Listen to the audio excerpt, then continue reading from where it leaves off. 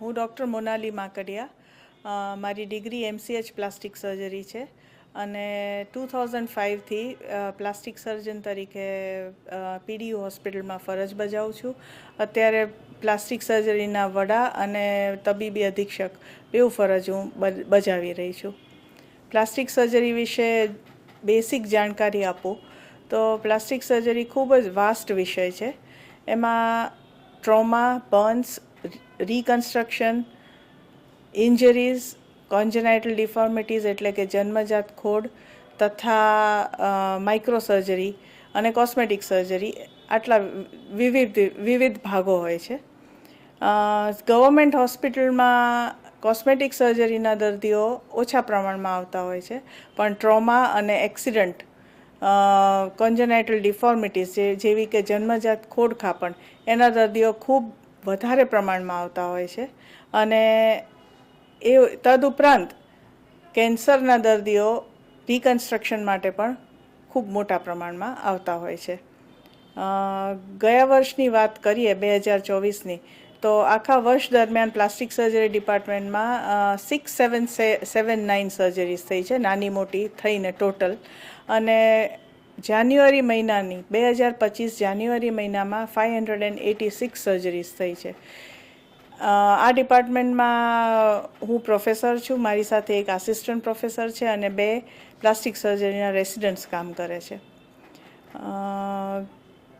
વર્ષ 24 દરમિયાન 68 જેટલા મેજર રિકન્સ્ટ્રક્શન્સ કરેલા, જેમાં કેન્સર પછી જે ભાગ નીકળી ગયો એમાં જડબાના રિકન્સ્ટ્રક્શન્સ, જન્મજાત કાન ના હોય તો કાનના રિકન્સ્ટ્રક્શન્સ, નર્વ્સ એટલે ધોળી નસ જે કપાઈ ગઈ હોય, જૂનું હાથની મૂવમેન્ટ્સ બંધ થઈ ગઈ તો એના રિકન્સ્ટ્રક્શન્સ, એ વિવિધ પ્રકારના આવા રિકન્સ્ટ્રક્શન્સ પણ કરવામાં આવે છે, જે ખૂબ મોટી માત્રામાં કરવામાં આવે છે.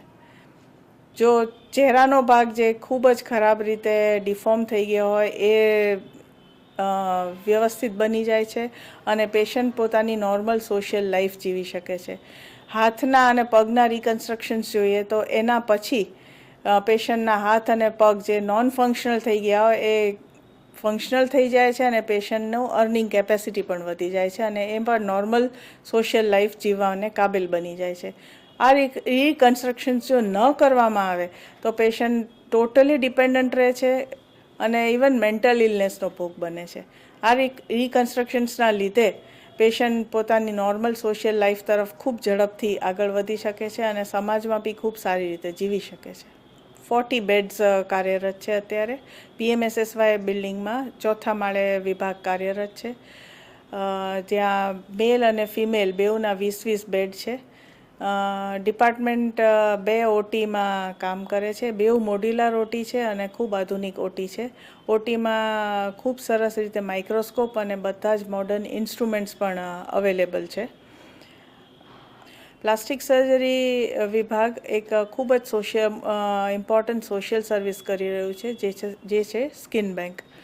આ સ્કિન બેંકમાં ખૂબ આધુનિક સાધનો છે અને કોઈ પણ દર્દીના મૃત્યુ પછી એના 6 to 8 અવર્સમાં સ્કિન બેંક દ્વારા સ્કિન હાર્વેસ્ટ કરવામાં આવે છે. અત્યાર સુધીમાં 46 જેટલા ડોનેશન્સ આ સ્કિન બેંકને મળ્યા છે અને ખૂબ ગર્વની વાત એ છે કે સરકારશ્રી દ્વારા ચલાવવામાં આવતી સ્ટેટ લેવલની આ પ્રથમ સ્કિન બેંક છે.